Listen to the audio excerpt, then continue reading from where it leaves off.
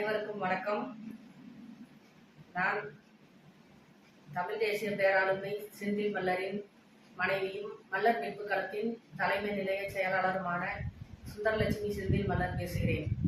தற்போது வலைதளங்களில் வருகின்ற நாம் தமிழர் வேட்பாளராக செந்தில் மல்லரை அறிவித்த இந்த செய்தி தலைமையிலிருந்து எங்களுக்கு எந்த தகவலும் வரவில்லை. இது எங்களுக்கு தெரியாமல் வந்த செய்தி. இதற்கு எங்களுக்கும் எந்த தொடர்பு கிடையாது.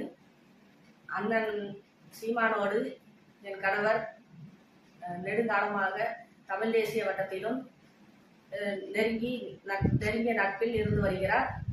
ஓட்டப்படார தொகுதியில் நாம் தமிழர் கட்சி சார்பாக செந்தில் மல்லரை நிறுத்துவது என பேசியது உண்மைதான், அல்லது சங்கரன்கோயில் தொகுதியில் நிறுத்த வேண்டும் என்ற பேச்சுவார்த்தையும் நடைபெற்றது உண்மை. ஆனால் தற்போது வந்த செய்தி எங்கள் தலைமையிலிருந்து அதிகாரப்பூர்வமாக எந்த செய்தியும் வரவில்லை. செந்தில் மல்லர் அவர்கள் ஒரு பொது தொகுதியில் நிற்க வேண்டும் என்பதுதான் அவரது தனியான வேட்கை. அவர் நமது சமூக தலைமைகளான அண்ணன் ஜான்பாண்டியன், அண்ணன் கிருஷ்ணசாமி அவர்கள் நிற்கிற எந்த தொகுதியிலும் தேர்தல் களத்தில் எதிர்த்து நிற்க மாட்டார்.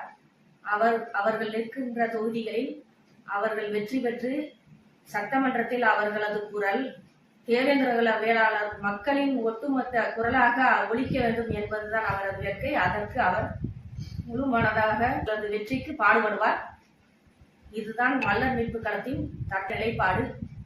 இன்னும் சட்டமன்ற நடவடிக்கைகள் பற்றிய செய்திகள் விரைவில் மல்லர் மீட்பு களம் சார்பாக வெளிவரும். நன்றி, வணக்கம்.